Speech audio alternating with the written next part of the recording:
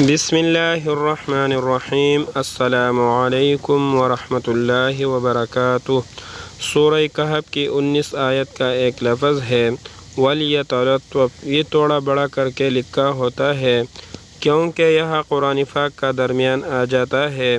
کہتے ہیں یہ لفظ پورے قرآن کا خلاصہ ہے اور اس کا ترجمہ ہے نرمی سے بات کرنا۔ جب اللہ نے موسیٰ علیہ السلام کو فرعون کے پاس بھیجا تو بھی یہی کہا کہ تم اسے نرمی سے بات کرنا، شاید وہ مان جائے۔ کون مان جائے؟ وہ انسان جس سے زیادہ متکبر اور گھمنڈ والا شخص دنیا میں اور کوئی نہیں آیا۔